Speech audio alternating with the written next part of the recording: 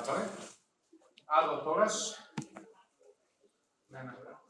А до тогаш неколку збора за самата програма Civica Mobilitas, иако верувам повеќето знаете најголем дел од работите, но да повториме зошто програмава постои и што се целите. Баш као тоа ќе рефлектирам на токушто завршениот ових за акцијски грантови, бидејќи не ги поврзани со ова тие што се добитници на акцијски грант не може да конкурираат за институционални и обратно. Ова е за нас втора фаза од програмата Civica Mobilitas, а всушност е трета и е почната 2009 година.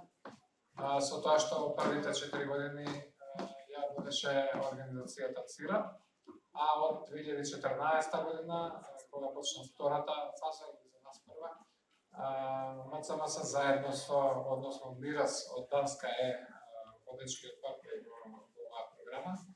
И како нивни представник тука е Питер Тојниш, не е денеска тука, но претпоставам повеќето или сите го знаете. Тој е тим лидерот, меѓународниот тим лидер на програмата, јас сум националниот тим лидер, заеднички ја водиме програмата од 2014 и таа траеше таа фаза до 2018, до декември минатава година. Таа година излезе донатор на оваа програма, швајцарската амбасада и нивната агенција за развој решија да продолжиме уште 4 години без посебна постапка за нов тендер. Предпоставувам заради тоа што беа задоволни како одеше спроведувањето на минатата фаза и предпоставувам дека беа задоволни од работата на повеќето од вас кои бевте грантисти на таа фаза. Во тие 4 години доделевме вкупно 232 гранта за вкупно 198 различни организации, значи некои беа и по 2 пати грантисти, еднаш голем условно речено или институционален или акцијски грант, не можеше да двете, ама некој добија и мал или адхок грант и плюс имаше во тие 232 8 индивидуални грантови, сега немаме такво нешто. Индивидуалните беа за стипендии за докторски или магистарски студии на темата граѓанско општество и имавме случај на практиканство од Швајцарија во Македонија. Овој пат во новиот фаза е релативно поедноставна, има само 3 типа на грантови, нема индивидуални. Значи остануваат институционалните, за кои денеска ќе зборуваме повеќе, и остануваат акцијските, односно проектните грантови. Главната разлика нели е за акцијските треба конкретен проект, конкретна идеја да се спроведе, да се постигне одредена цел со тоа што се конкурира, додека за институционалните кои сега се објавени со овој конкурс, главната поента е да се даде поддршка на постоечките организации за, како што во амбасадата најпросто го кажуваат тоа, да продолжат со добрата работа што и така ја прават. Значи самата идеја на институционалните грантови е да се стабилизира работата на организациите кои ќе добијат грант, односно да не се секираат многу за барање, трчање по пари, што викаме во секторот, и барање проекти од разни места, туку да се фокусираат на тоа што им е нивната мисија, заради која се формирани, заради која веќе покажуваат добри резултати и имаат програм на финансирањето на одржувањето на својата работа. Проблемот постои меѓу другото затоа што не е уредено државното финансирање на граѓанските организации, односно по инерција се влечка со години наназад уште од социјализмот и незначително се зголемува износот на финансиите од буџетот на Република Македонија. Значи, освен што се зголемува од некој милион, беше пред 20 години, сега е стигнато на 5-6 до 7 милиони евра за сите потреби, за сите граѓански организации, по сите основи. Но она што се доделува на јавни конкурси беше само 200.000 евра годишно, па и тоа еднаш е прескапно, па еднаш се поништи и така нема државна поддршка за нас, вклучително и МЦМС, како граѓанска организација, фондација во Македонија. Тоа треба да се смени и ние работиме доста на полека државата си ја презема одговорноста, бидејќи во Европа, каде што не цениме, главната поддршка меѓу 30-35% доаѓа од буџетите на самите држави. Па и овие пари што сега ги користиме, односно не само од SDC, па вклучително и SDC, ама и USAID и Европската унија доаѓаат од буџетите на европските, односно другите држави како Швајцарија и Америка. Кога ќе почнеме преговори, тоа ќе мора да се случи, ама борбата е да тоа се случи порано и ние во мај со премиерот Заев 22 мај ќе правиме поголема дебата точно на оваа тема, за да полека не полека, туку се надеваме побрзо се зголеми финансирањето од државата за сите нас. Чисто за илустрација, често го користам примерот на Хрватска. Ова што кај нас е 200.000 евра, кај нив е 7 милиони евра секоја година на јавен конкурс на Националната фондација се доделуваат, додека кај за вкупното финансирање ова што е кај нас 5, 7, максимум 10 милиони колку што е најавено за оваа година, ќе видиме колку ќе се реализира, кај нив е 230 милиони.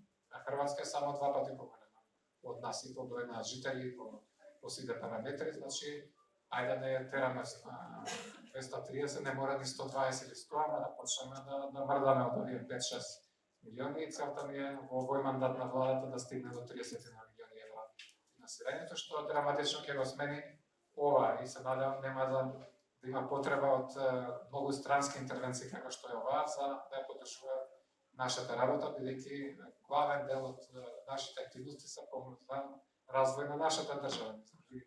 И самата држава треба да ги финансира. Но тоа е поголема и поширока приказка, но ја ставам во контекст бидејќи гледам дека во отсуство на Европска унија се уште не се објавени повиците за грантови за оваа година. Во USAID има некој невообичаен застој од 4-5 месеци за слична видната програма CEP, што е за Civic Engagement, за граѓанско учество. И останува некако ова од Civica Mobilitas како релативно единствена посериозна можност за финансирање на проекти, на вашите проекти. Тоа во исто време, нели колку што е добро, како што гледате, ствара друг проблем на преголема конкуренција, односно и соодветни очекувања и за акцискиот грант кој го објавивме пред 2-3 месеци, а се реши оваа недела. Имаше 133 пријавени организации, од кои добија грант само 12. Значи, во старт треба да се има предвид тоа дека и на овој повик ќе се доделат 15 грантови. Памтам првиот пат кога во прошлата програма објавивме, имаше 210 апликации. Значи, секој од вас треба да се направи проценка дали ова најсоодветниот форма за конкурирање. Разбирам дека може би единствено во моментот, но имајте предвид дека сите така размислуваат, односно дека сите гледачи се што е окей. Не викам да не конкурирате, ама да бидете свесни дека повеќето што сте тука присутни сте заинтересирани и дека само на крај 15 ќе бидат одобрени. За тоа е околу воведот околу самата ситуација со финансирањето на државата и со конкретно од SDC во оваа програма. За самите институционални грантови се викаат така, затоа што, како што реков, поентата е да се поддржи постоечката работа на вашата организација. Односно, да не треба посебен проект да се прави или дека се точно ова ќе го направиме, туку тоа што си го работиме редовно, да се зајакне и да се финансира во смисла на поддршка на веќе постоечката работа. И во таа смисла, ќе видите последно прашање, ќе се навратиме на крај за кофинансирање и слично. Значи, идејата на овој грант е да даде дополнителна поддршка на веќе постоечкиот буџет на организацијата и затоа на едно место пишува дека целиме кон отприлика 30% да биде оваа поддршка, но тоа не е критериум. Значи, може и да немате толка буџет, да речеме 100.000 франци, што е 30.000 франци годишно, не е проблем да се конкурира, но е некаква ориентација каде што е целта на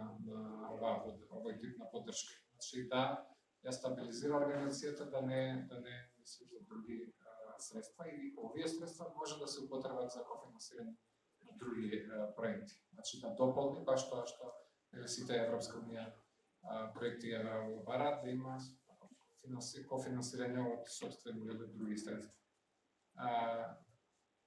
Така да во таа смисла идејата е да се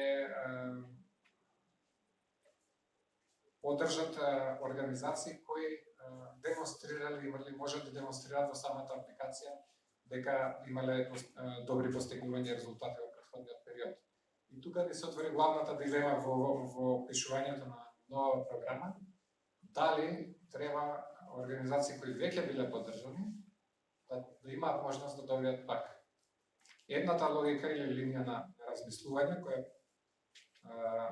ова не можем да речем на МЦМС, бидејќи во МЦМС имаме различни, и јас бев на оваа линија, да повеќе да нема можност тие што, особено тие што два пати биле поддржани, бидејќи нели со таков тип на поддршка се очекува после известно време самите организации да имаат стабилен извор на финансирање, особено 6 години ако имале грант од ова, и да немаат потреба пак да се финансира од истиот извор.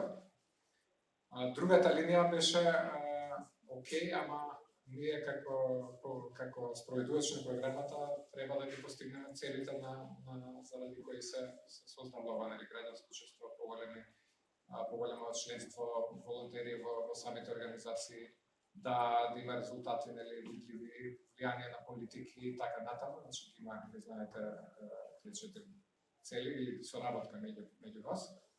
И тоа нас ќе ни помогне доколку грантистите се добри, бидејќи целата програма зависи од вас, од тие што ќе бидат грантисти, бидејќи ние немаме многу други активности надвор од тоа, односно се очекува самите грантисти да ги постигнат најголем дел од резултатите.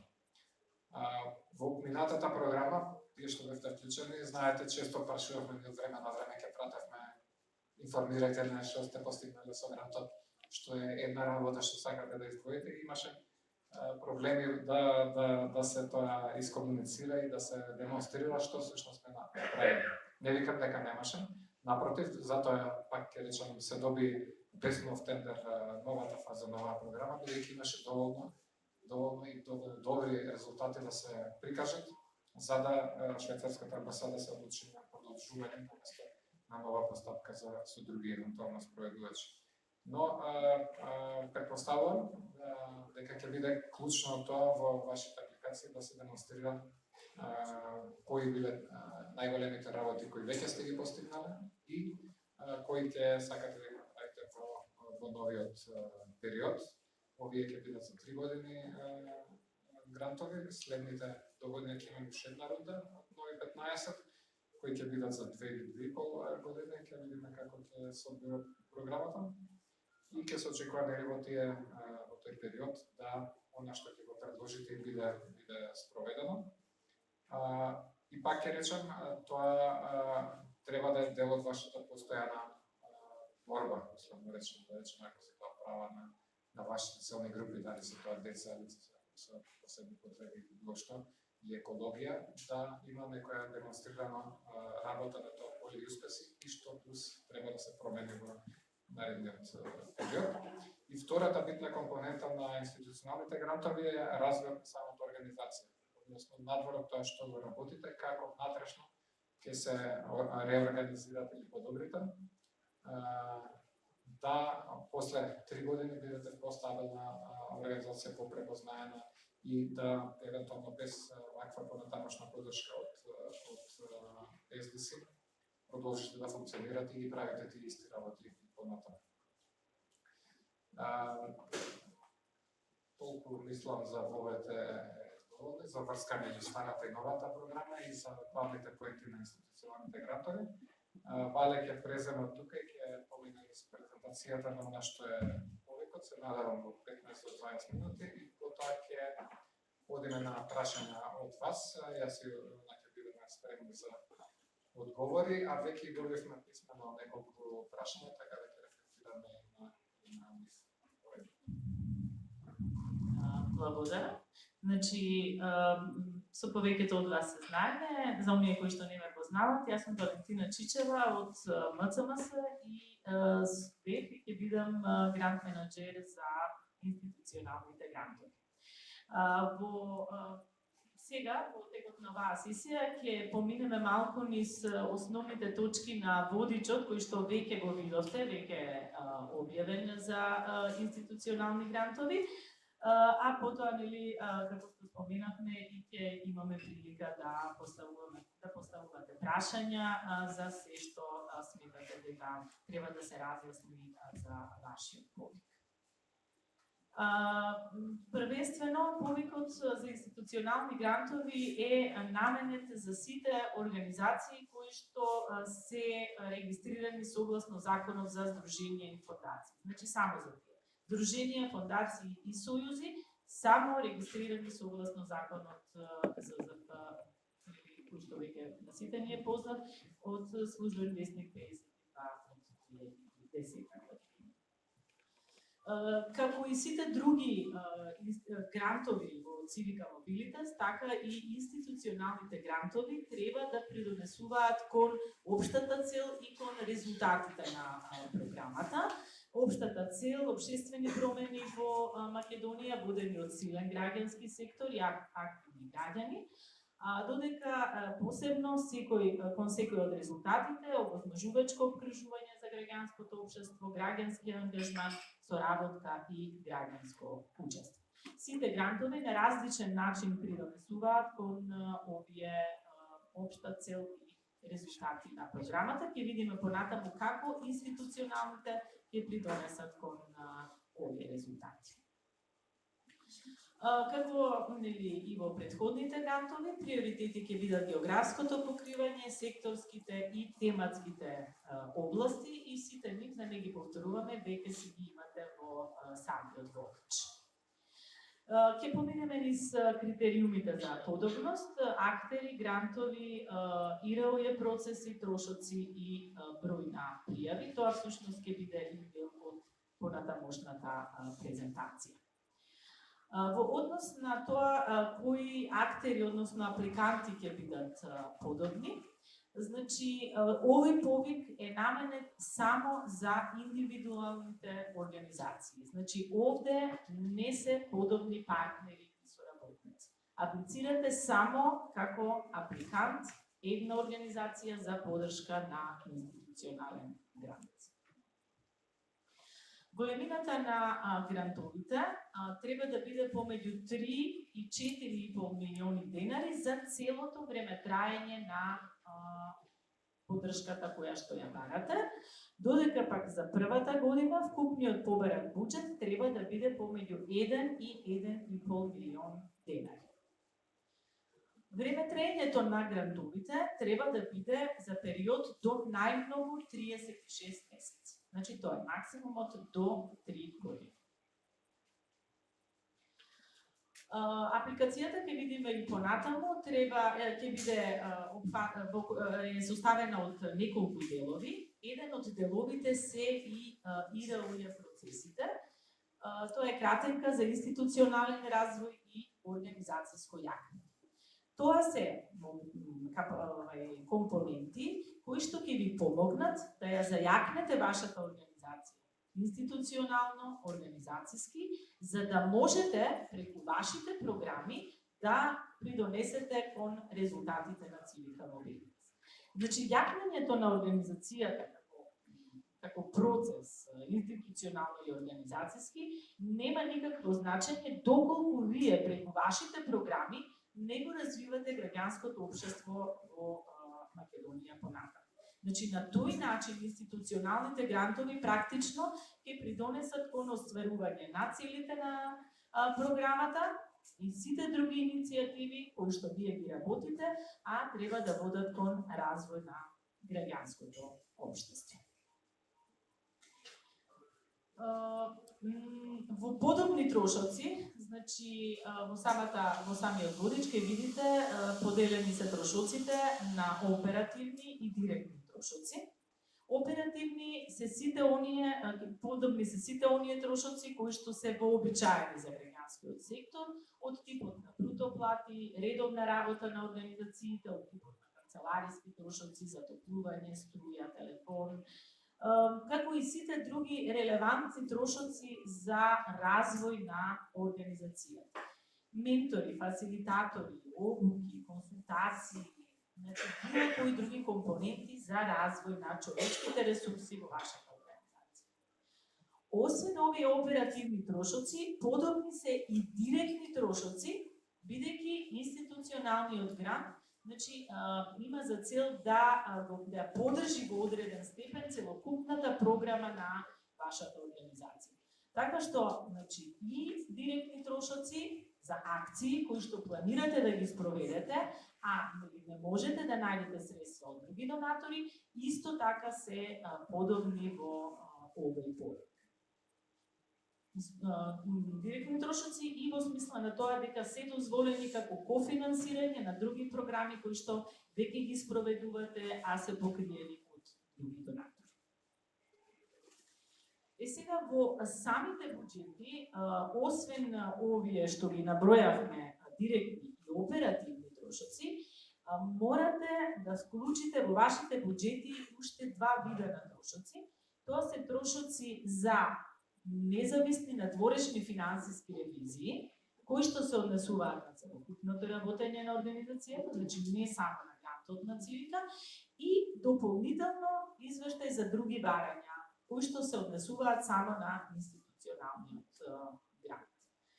Значи, ревизии во кои што практично ќе има издвоено мислење и така наречен извештај за други барања, а се однесува на грантот на ЦИВИК.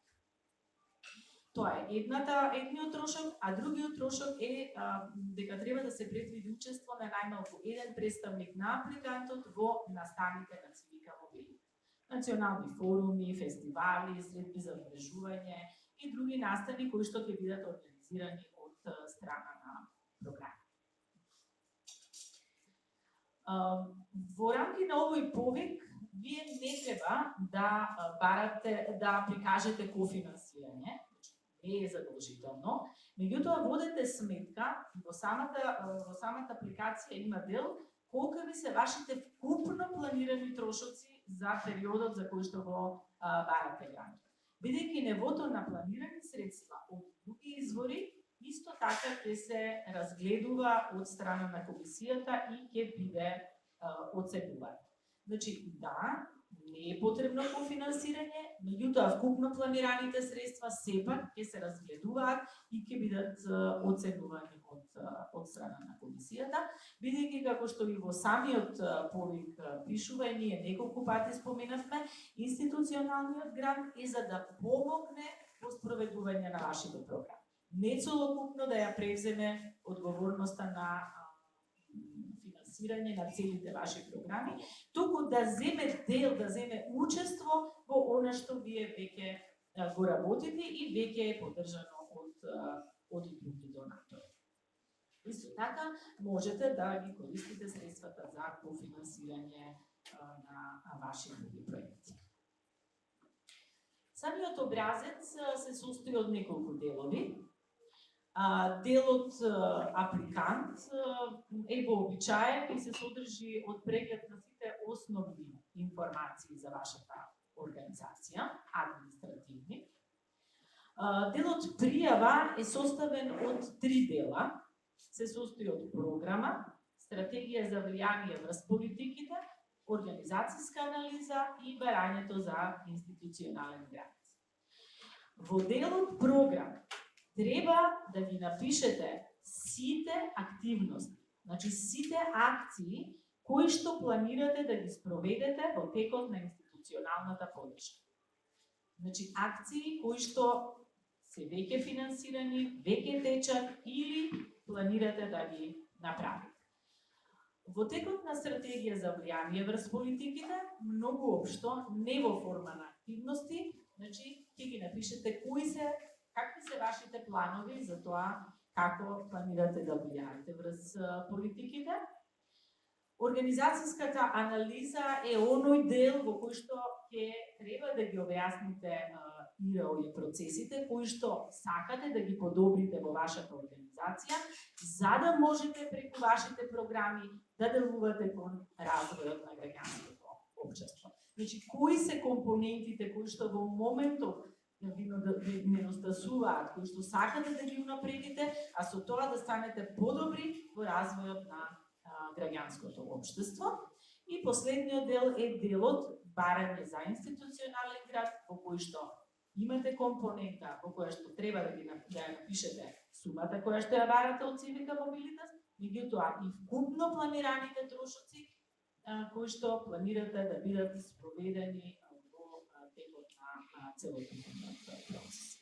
Изјавата од апликантот е веќе вообичаена, е иста како на полиците кои што и достега сте ги погледнале, сте аплицирале и така натаму, дека се сложувате со условите на повикот и дека имате капацитет да го спроведете она што ќе го напишете во апликацијата. Од прилози потребно е да го поднесете финансискиот план, буџетот, тоа е повеќе годишен, максимум до 3 години или оноliko што ќе барате подршка.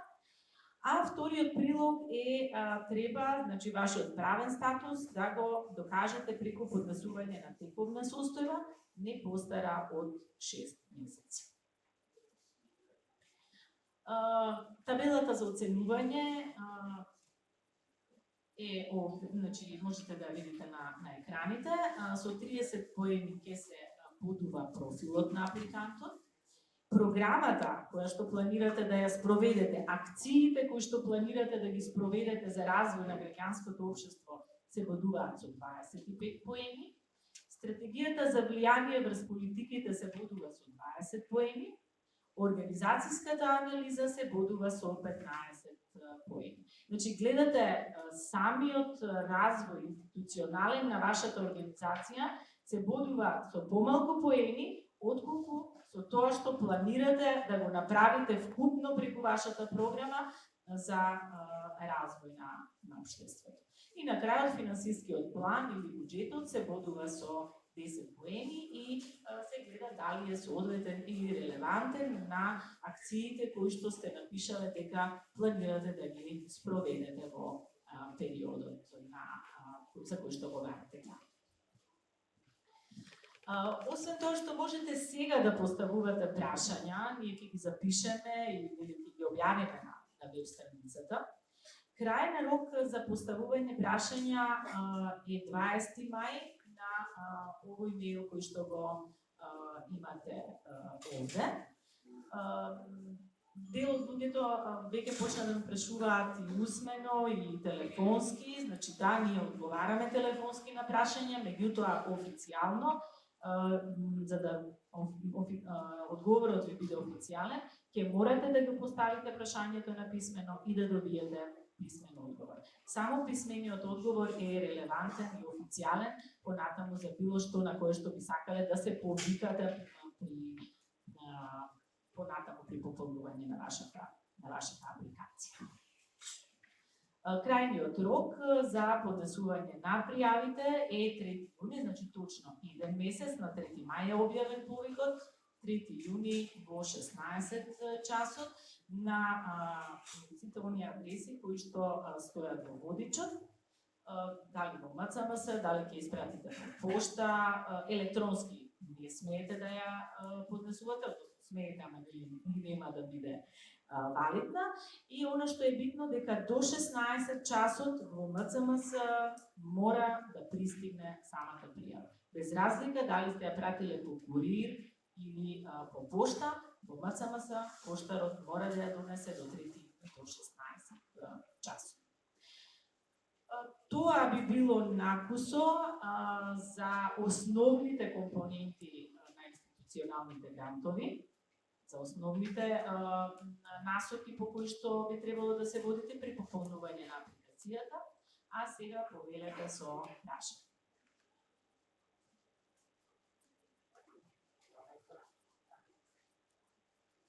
Да, количките ќе ви донесат микрофон, само покренете рака и ќе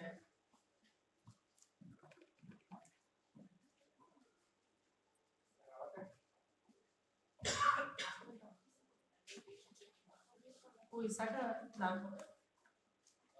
Само пред да почнете, да појаснам за робот.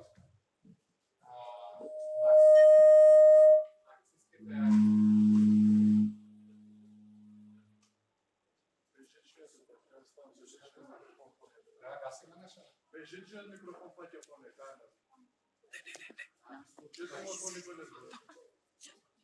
Пред да исклучите го пред да дојдеме до прашањата, само за робот на нациските градови 10 организации доставија после напишаниот рок. И тие се, како и во сите претходни случаи, значи ова да 7 грантови од програмата кој што рекордим. Во сите случаи имаше касно поднесени апликации. Значи не можем да разберам зошто е тоа така, значи попишува, таму треба да се донесе лично во МЦМС.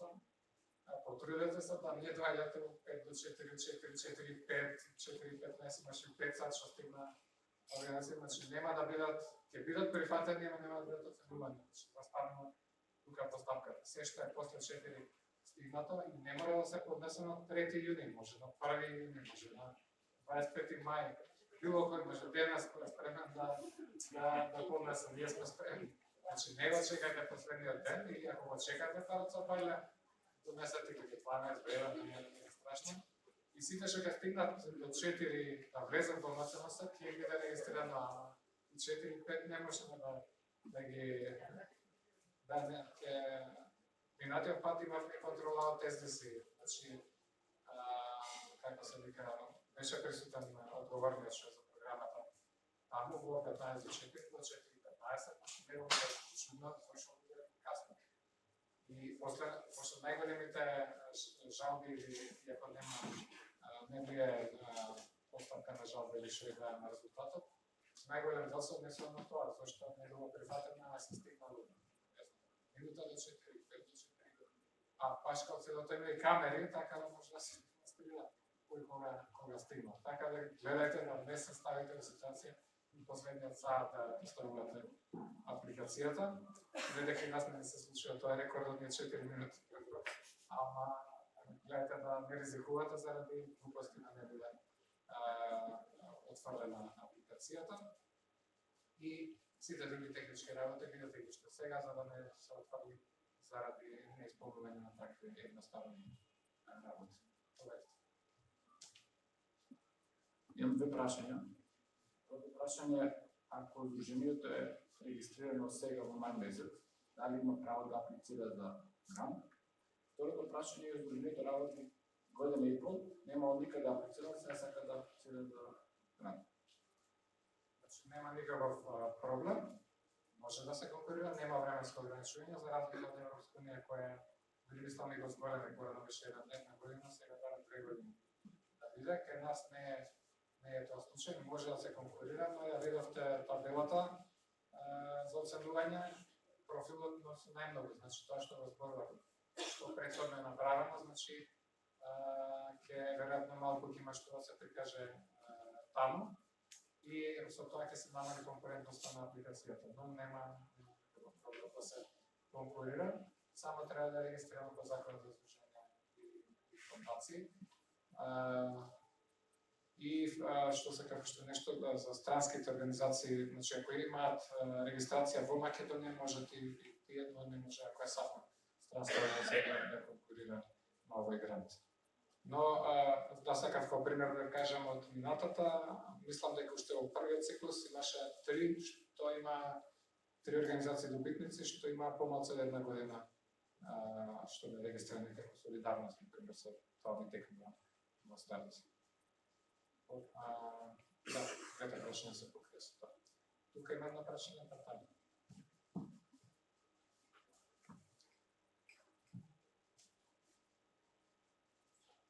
Да. Окей, сега. Вие почнавте да зборувате за тоа доколку една организација веќе има користено грант од првата програма, зборувате институционален, дали е eligible да користи втората. главни прашања. Да, не довршив изгледа поентата, тоа почнав да кажам. Да, на крај одлуката на амбасадата беше да не се исклучува никој. Значи сите може да конкурираат равноправно на овој повик. Бидејќи се разговараше и во Комисијата за избор на грантови, можеби ќе се земе во предвид, но не е критериум, значи, за оценување. Веројатно во овие поени за профил на апликантот, бидејќи таму во пријавата ќе видите има и како се вика дел за соработка точно со Цивика Мобилитас претходна, ќе се земе во предвид и тоа. Во принцип, пак реков, поентата дури сега се и помали грантовите него што беа во минатата програма. Значи, на некој начин тие што се поголеми организации не ни конкурираа во првата фаза. Едноставно смета дека се доволно големи, добри, како да ги крстиме, дека не им е потребна поддршка. Предпоставам дека дел од претходните грантисти веќе се сметаат за такви, имаат поголемо финансирање, да ова не влегува ни во тие 30% евентуално ако се добие, но пак е речем на секоја организација се проценки и може да конкурираат сите. Овде сме. Десно лево ваше лево. Зборете сите вече. Владот Сдружение културна редница. Јас би замолил ако може збор два повеќе за она институционален развој и организацијско јакне или обрано, како беше, бидејќи го спомнуваат и во трошоци, дека прифаќаат трошоци за експерти и така натаму. Јас сум убеден дека ќе користи на било Сдружение институционално и организацијски да го подигнеме нивото, па би замолил збор два околу тоа објаснување и информација каде би можеле да најдеме такви експерти да се обратиме како за проектов, па така и за понатаму. Благодарам. Да, јас ќе почнем, па може Вале ќе додаде некои детали за тоа. Значи, да, поентата е дури по можност половина од грантот да се употреби за јакнење на самата организација, што може да подразбира дополнителна обука на персоналот. Уствари, баш имаше едно прашање, па ќе почнам со тоа, дали се прифаќа во бројот на вработени што треба да го напишете таму, само тие што се со плата, односно со полно работно време и со договор за работа, со плаќање сите предоноси, или и колеги што ви се ангажирани со договор на дело, значи за кои се плаќа само персоналниот данок, но работат цело време. Сега, може едното и другото, значи посебно ако се постојано ангажирани, но една од поентите на овој институционален грант е да точно тоа го стабилизира, односно сите што се цело време ангажирани во организацијата да се бидат на платен список и да си бидат платени сите придонеси во текот на целата програма, бидејќи нели тоа е една од критиките зашто владата запослува држи многу луѓе на така договори на дело, наместо да ги вработи и да се плаќаат сите придонеси за нив, пошто си има други реперкусии. Значи едната поента е да се овозможи тие што секако работат во организацијата волонтерски или со на хонорарно на постојано, да се трансформира нивниот работен однос во постојани. Сега, со грантот може да се финансира нивна обука. Дали ќе се пратат некаде обуки во земјата, дали во странство, дали ќе дојдат обучувачи од други, дали ќе се комбинира некои што ќе бидат како се вика институционални грантисти, може заеднички да се договорат за одредена обука, сите заедно по еден член од персоналот да се плати од грантот, ама да се направи една обука од некој странски експерт или слично.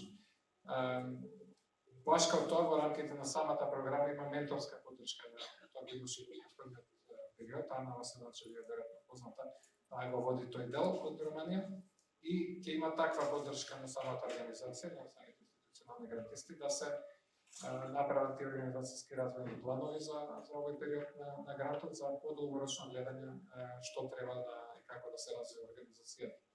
Баш како персоналните работи, тука може да дојде во предвид подобрување на системи и процедури, дали е тоа за управување, како работи вашиот управен одбор или извршен одбор, или како веќе го викате собрание, колку често се среќава на записници, дали усвојува документи за работата, програма за работа, етички кодекси, што и да е. Значи, тоа е целиот скоп, опус или обсек на на подобрување на системите и процедурите. Трето може да биде за подобрување на финансиската состојба, односно на барање на извори на средства, мобилизација на фондови, не само од донатори, туку од членовите, например. На Запад третина од финансирањето доаѓа од самите членови. Например, се паднахме на младецот Питер Коледенецов, што е тим лидерот. Нивното здружение на велосипедисти прославило 175 години од основањето, кога вајде првиот точек се појавил, па кога почнале да се студираат полици, се заклучи дека треба да се здружат да од државата побараат патеки и такви работи. Ама тогаш до сега таму има милионско членство. Здружението има повеќе 5 милиони членови и тие по 1 евро да дават, тоа е 5 милиони евро годишен буџет на здружението. Значи, тоа е врската меѓу другото и со институционални грантови, како вие да подобрите врската со вашето членство и поддржувачи, за кого всушност постоите и како тие евентуално да допринесат, не мора се да плаќаат, ама да почнеме да враќаме тоа искуство во Македонија, бидејќи порано во социјализмот тоа постоеше. Црвен крст секоја недела милека на лекарички на самопослуги собира касечки пари. Црвен крст од тоа се финансираше исклучиво. Така да и со многу други издрженија слична ситуација од тоа време, едноставно тоа треба да се врати пак, дека не треба да очекуваме во недоглед пари од странски извори, туку или од членството, или од државата, или третата третина од активности кои самите ги правиме. Значи, дел од тој развој може да биде што всушност експертиза поседува вашето здружение и каде може да ја продава, условно речено, вклучително на државата. Значи, во многу земји државата ја финансира неколку организации кои ја критикуваат државата, односно следат одредена политика, дали например за буџетски дефицит. Се специализирал некој за тоа и прави независни извештаи. Владата се прави своја, но подруга нели некој од надвор гледа и владата ги плаќа тие зашто таа организација е најдобра за тоа. И ако вашата организација се специализира за нешто, ќе може тоа да го понуди како услуга, дали на државата, дали на пазарот, што и да е, и да остварува приходи од таа дејност. Доволно идеи. Тука беше Петерот.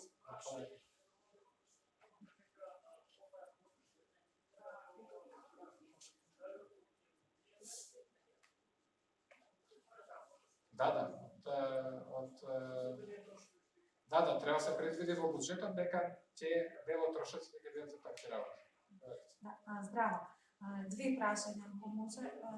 Вториот дел од апликацијата, односно програмата, се унесува многу на нашите стратешки планови.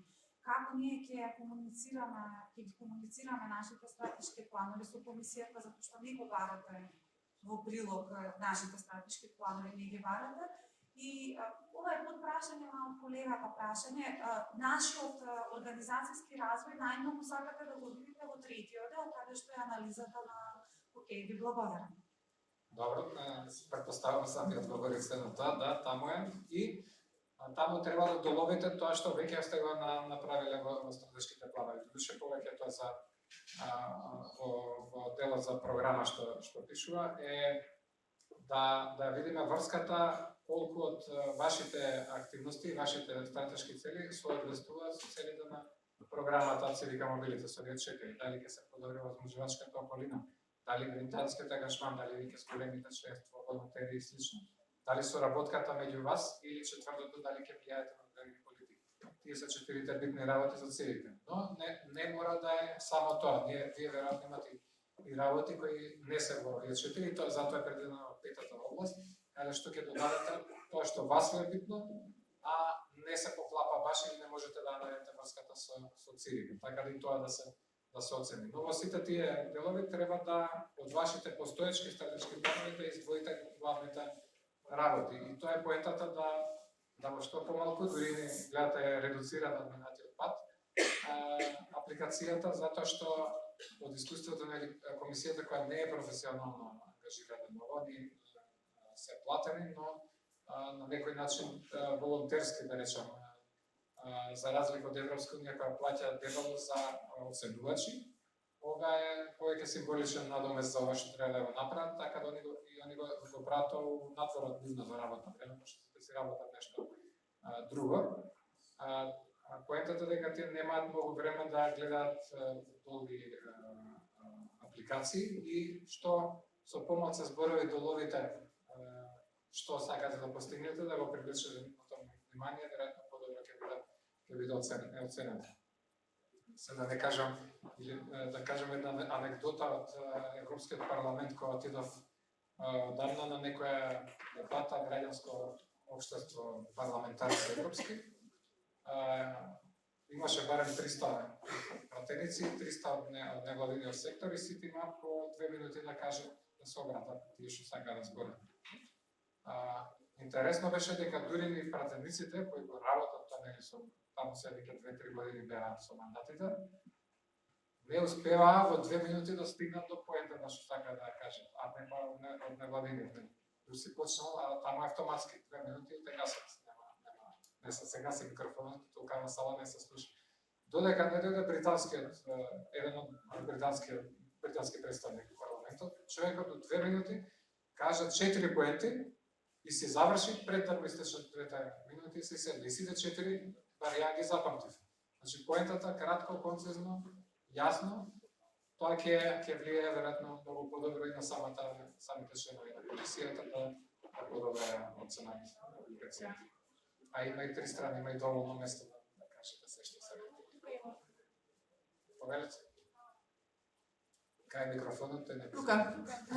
Ајде. Вака, јас имам 2 прашања. Првото, бидејќи ние сме мрежа на невладини организации, функционираме надвор од Македонија, а се водиме со една стратешка цел, и сакала да прашам во профилот на апликантот, дали активностите кои што се спроведени во другите држави ќе бидат оценети и дали треба само да се фокусираме на она што ние во Македонија имаме изработено и понатаму во програмата кои се нашите планови да работиме во Македонија или пак може тоа да земеме во предвид и кои се активностите кои што ги планираме и надвор од Македонија и дали мислам трошоците може да бидат превземени во обзир. И второто прашање е дали апликацијата може да биде спремена и на англиски јазик, бидејќи нашиот тим е меѓународен.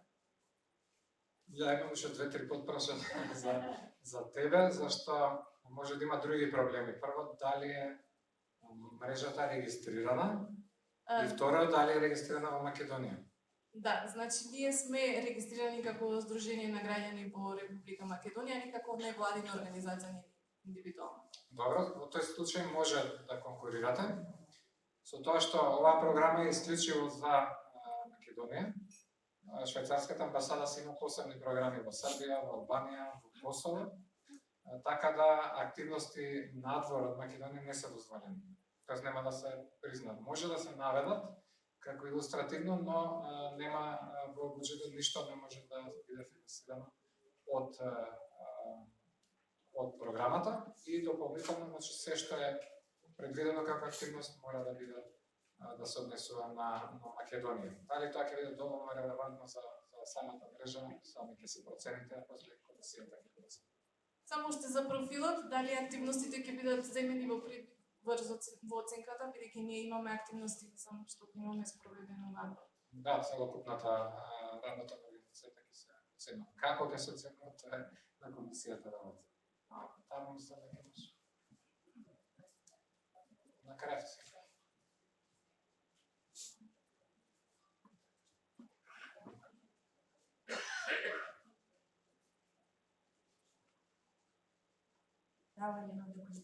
Да ве прашам во врска конкретно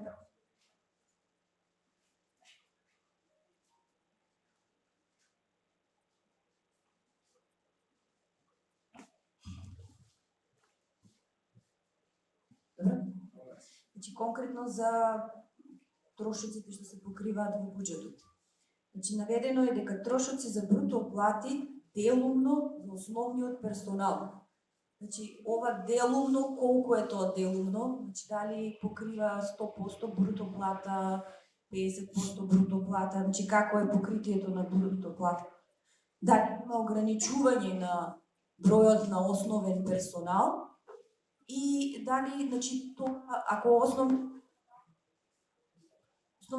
персонал, ако веќе, например, потреби, дали тие двајца да ги вклучиме плюс во буџетот да продолжат преку ЦВК или вработување само? Не мислам дека сум јасна вака. Добро.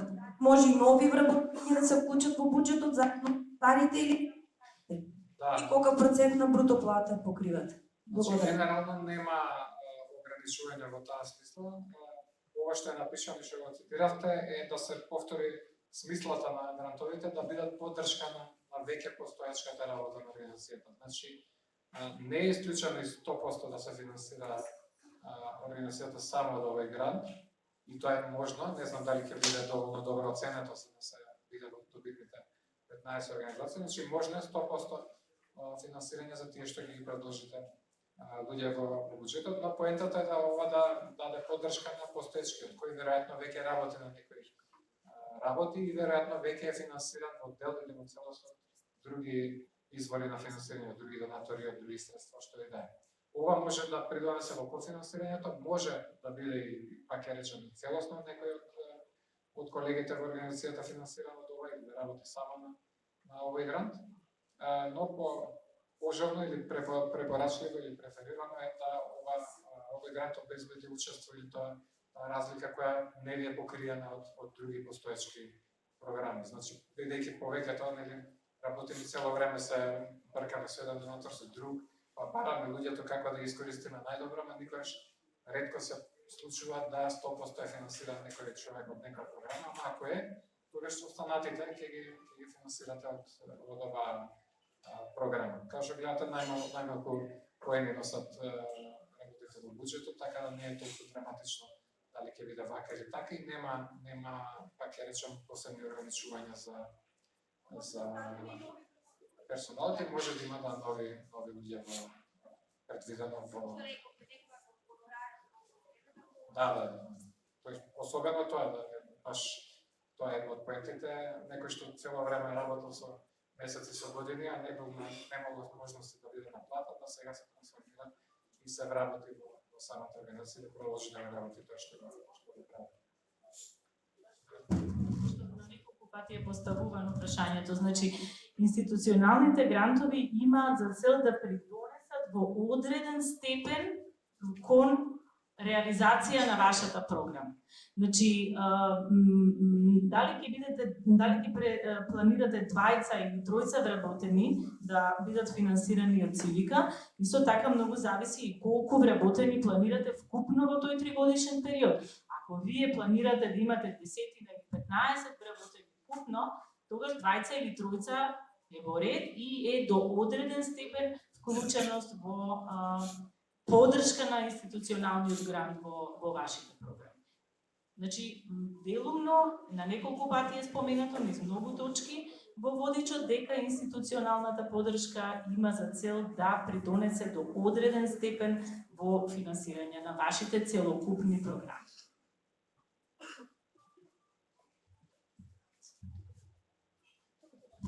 Има други? Ме слушате? Ние имавме неколку настанија, претпоставувам и виднина ќе имаме со донатори кои што финансиските средства не ги префрлаат на сметката на здруженијето. Интересира, односно ги плаќаат директно трошоците, дали е тоа закупна сала или е готовско сместување. Интересира дали во финансискиот план и во буџетот треба да бидат тие предвидени или само она што поминува преку сметката на организацијата. Не памет никак искуство друго се барат преку сметки. Е малку чудно, но да, свесен сум за таква ситуација. Во принцип, може да се нагласи дека има посебна страница за објаснување на буџетот. Не за вака, но може да се објасни во текстуално во буџетот, да се назначи дека тие средства нема да бидат дел од самиот, бидејќи чим не се на сметка не може да влезат во финансиските извештаи после, така да нема логика да се прикажуваат, зашто известувањето нема да може да се нагласат надвор од од самиот буџет, а во текстот може да се елаборира дека во профилот на организацијата дека надвор од средствата кои се видливи во самите буџети, организацијата мобилизира уште толку и толку средства кои директно биле финансирани од донаторите од изведувачите.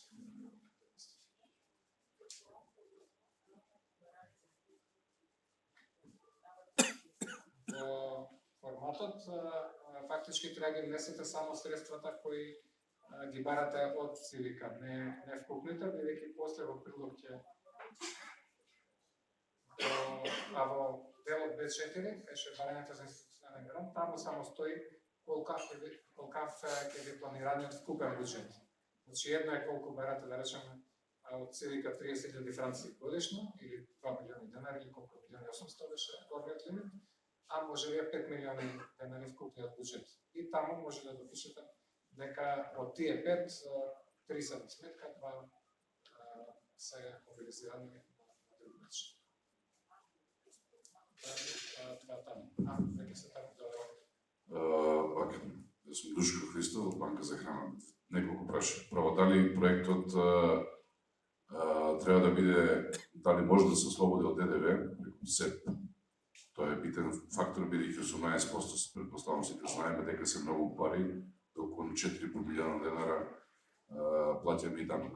Тоа е едно. Второ, дали ќе треба, сигурно ќе треба, че ако треба да се регистрира во СЕП, ќе треба и посебна сметка за самиот проект.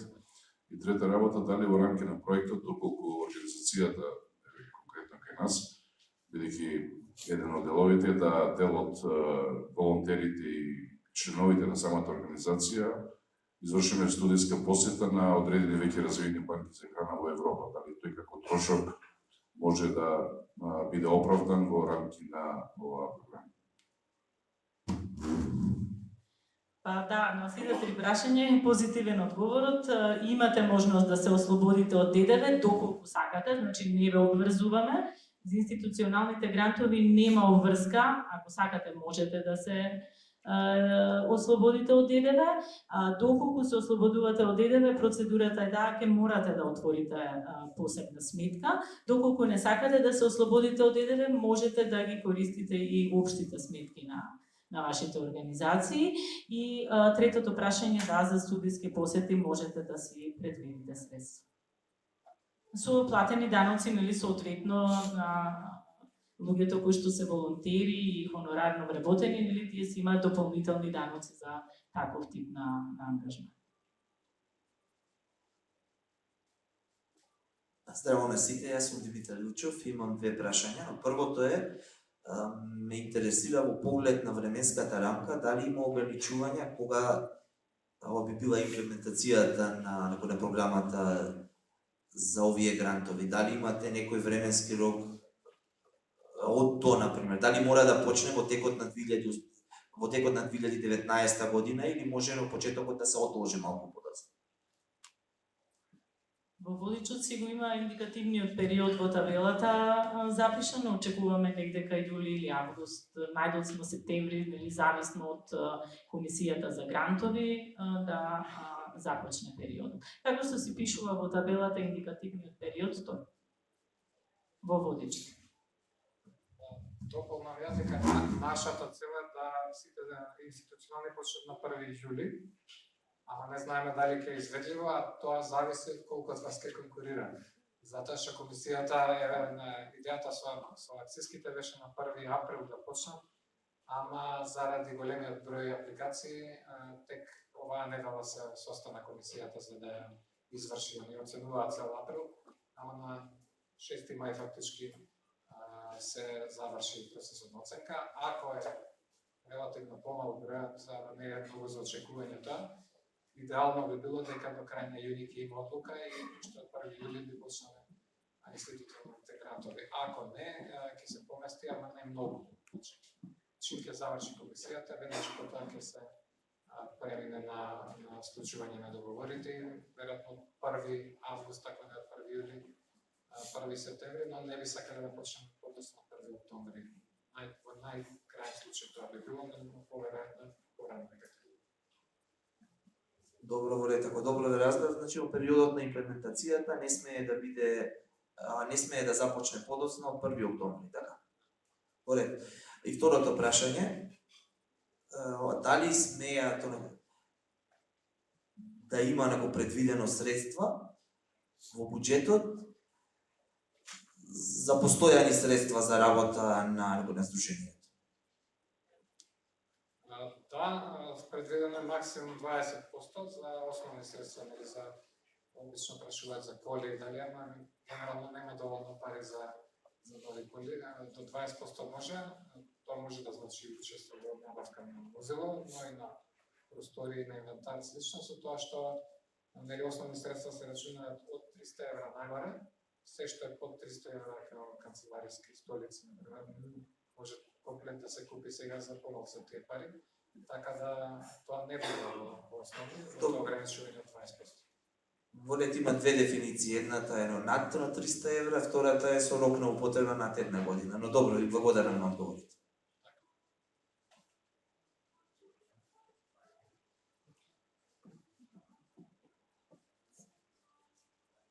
Јас имам едно конкретно прашање за нашите активности кои се постојани и тоа се основата на кои обстојуваме.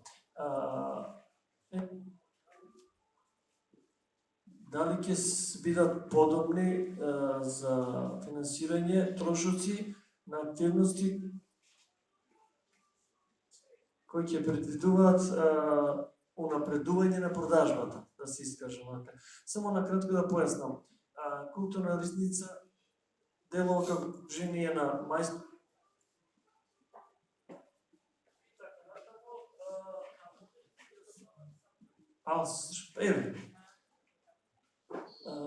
Основната идеја ни е Сдруженијето на мајстори и уметници кои се занимаваат со стари традиционални техники, срма, филиграни и така натаму, и целата промоција и продажба на ракотвори ја правиме преку интернет. Имаме веб продажба. Меѓутоа, достигашното искуство ни вели дека без како да кажеме, примена на научните дисциплини, маркетинг, дигитален, брендирање, слаба продажба и не можеме, досега работиме буквално на позитивна ниво. Сакаме да унапредиме продажбата, преку неја да оствариме профити со кои би ги финансираме нашите активности, да работиме мајстори и така натаму. Мислам, ме разбравте.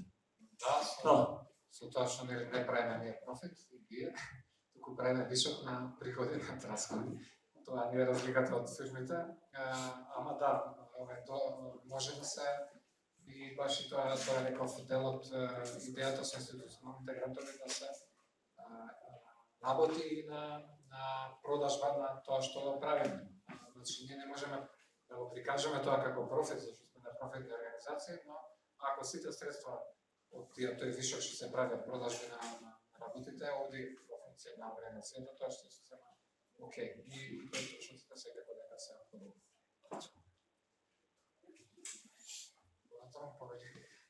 Валентина Дисовска, Сдружение на бизнес. Апропо финансиите за кои што говориме повеќето од времето, велиме дека ако имаме средства кои што ги планираме за година, дали планираните средства кои што ги планираме дека ќе ни бидат поврат од Министерство за финансии од минатогодишните проекти, треба да ги ставиме да бидат дел од планираните средства за годинешна активност, бидејќи тие ќе ни бидат секако дел од Сдруженијево, така да не можеме точно да планираме колку, меѓутоа дефинитивно ќе ги имаме. И второто прашање, дали годинава постои лимит за минимум средства во организацијата и максимум средства во организацијата, бидејќи минатиот пат кога аплицирав имав премалку средства, па не одбив поради тоа да видиме сега да има некој лимит со средства.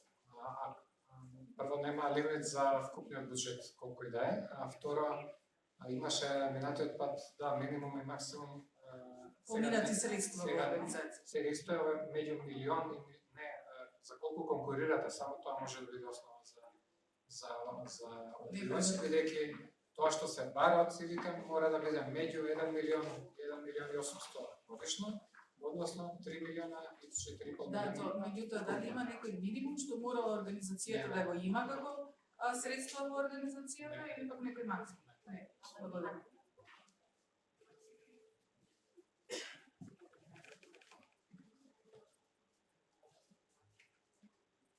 Браво, јас сум Даниела Спасовска од Македонска асоциација за развивање на игри. Бидејќи ги гледав на портфолијата на она кое што претходно сте го финансирала, ме интересира. Ние сме организација што ги поддржува луѓето што ги развиваат игри, значи тоа се компјутерчи, програмери и дизајнери. Дали како такви сме подобни за вашата програма? Ние организираме настани и обуки во сферата и до сега сме финансирани од IT компаниите, кои што преку нас сушто добиваат кадар. Првиот одговор е да, нема пречка да конкурирате и да бидете избрани. Второ, за проценка на дали тоа најсоодветно со целите на програмата и дали тоа ќе се постигне, одлучува комисијата која е независна. Ама, трет дел од одговорот е дека во акциските грантови, например, сега се одобри еден проект кој се занимава со кладилниците, со масовноста на повеќе да дојде од социјален аспект и како некој општествено зло или како да го речам, ама беше чудно, невообичаено од претходното портфолио што го велите, да таков еден проект се продобри, ама се одобри. Секаш може. Ние имаме канцеларии по Скопје и Битола. Во Битола е седиштето. Имаме неколку настани кои што ни се случуваат во текот на годината и сакаме да отвориме нови канцеларии, бидејќи има факултети за информатички технологии и во Охрид и во Штип. Тоа се добри центри од каде што може да се дојде. И дизајнерите свеќе има секаде. Програмерите се тие кои што нели ни треба со повеќе експертиза луѓе. И имаме доста широка програма која што сакаме да ја реализираме. И всушност за тоа и ни треба овој грант, но работата беше дали како такви до некаде сме трети здружени што се веќе доаѓаат луѓето кај нас за податаму да се развијат не во општеството, во општеството, но во IT сферата, не во социјалната политика да речем. И кога спомена да додадам за регионалната застапеност, значи дека гледа да има иако пак мислам 58% од грантистите вкупно беа од Скопје, но гледаме да што поволен број бидат надвор од Скопје и да бидат колку што е можно опфатени сите региони во институционалното, особено се гледа на тоа, значи некој е можно и со помали број бодови, а од надвор од Скопје да биде во добитната група на организации и таму се гледа каде е седиштето, односно каде е организацијата во тој град и каде се активностите, дали се во тој град, во таа општина, во тој регион или на национално ниво, така да на некој начин малце ги дискриминираат скопските. Тоа се случи и сега со акциските, да во првата рунда 9 од 11 од 12 беа скопски, примена на тие критериуми од комисијата, на крај 7 или 8 скопски останаа во добитната група, се поддржаа некои што беа концептуални има беа од други региони и тоа исто така се прави уште повеќе во оценка.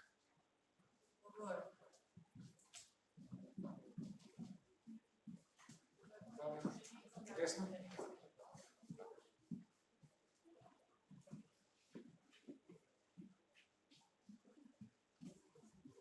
Здраво, Билјана од колектив Ветегрица.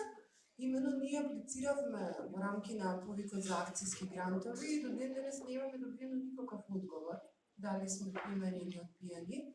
И затоа сакам да прашам до кој временски рок ние можеме да ги очекуваме одговорите и како одговорот ќе влијае врз тоа дали да аплицираме за институтни грантови, односно дали ако сме примени можеме да аплицираме за институционален или ако сме одбиени или очекуваме. Да, значи тие што се добитници на акциски грант, вчера беа објавени и не знам дали се на вебсајтот, ама се пратени известувањата вчера, ако не најкасно денес ќе бидат објавени добитниците на акцискиот грант, така би на веб страната, ама и сите индивидуално треба да добијате, некои мислам дека се повеќето и сите се пратија вчера, па може да денеска да стигнат. Известувањето 12 има добитници, колегата Дарко е таму позади, може да ви каже кои се, точно да се информирате директно со него, бидејќи тој ги води тие грантови. Тие што добиле таков грант не може да конкурираат на овој. Сите други, без оглед што сте конкурирале на тој, а не сте добитници, може да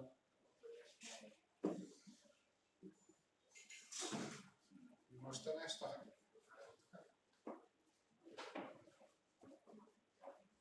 Сдружение Мир Скопје би сакала да прашам дали може преку овој грант да бараме финансиска поддршка на едукативен центар за деца роми, бидејќи функционира во рамките на организацијата.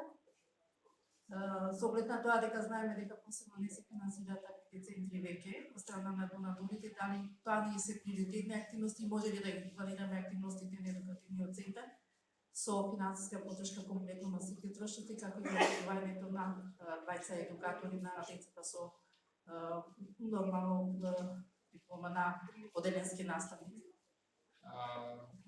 На прв поглед да, зависи како е, дали е регистриран едукативниот центар како посебно. Тоа е организација, Сдружение Мир, која што во рамките на својата стратегија, на стратешкиот план имаме програма за образование и делови едукативниот центар на самото формирање на организација. Добро, тоа што може како тоа со организацијата ќе се конкурира, а ќе биде голем дел од грантот ќе биде посветен на тоа. Благодарам. И уште едно прашање, со оглед на тоа дека стратешкиот план веќе измина со рокот на важноста, нели планираме на 3 години, дали ќе може да се планира и да се направи нов стратешки план, да се развие во организацијата од овој институционални грант? Да, секако се прават, се викаат Ана Василачева, колешката што Романија што ги води менторската поддршка, ги вика организацијски развоен план, кој на некој начин е стратешки план и во рамките на овие 3 години се прави за следниот подолгорочен период 3-5 месеци зависи од организацијата, тоа ќе биде поддржано. Океј, почнеме се прават, значи ги добијат говорите што ги прават. Има ли што нешто или полека да придашуваме таму да време? Здраво, ја би сакала да прашам која е главната разлика помеѓу институционални и акцијски грантови? Така мислам дека почнав, ама за секој случај институционален грант е поддршка на целокупно заработење на организацијата и фокусот е на зборот поддршка, значи се очекува дека организацијата секако работи одреден број активности кои имаат влијание во општеството за целните групи за кои го постои. Ова е дополна за стабилизација на таа работа и за да не се угори со пари и со финансирање, а да се продолжи со работите што секако ги прави организацијата. Акцијските или проектните, некои повеќе така ги вика, треба да има конкретна активност. Например, ќе го менјаме овој закон и за овие година две.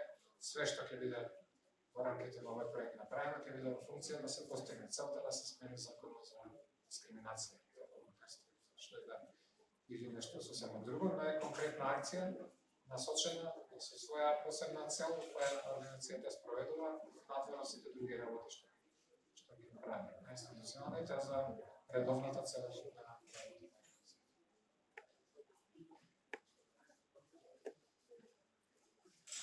ако нема, 1, 2, 3, ако има што некој последно да пренашуваме, во секој случај може да поставите се уште, вале подсетиме кога беше рокот за поставување прашања, да 20 мај, значи писмено може да пратите на оваа адреса и ќе бидат исто и овие прашања, денеска што ќе бидат објавени на вебсајтот, така да се сите бидат достапни.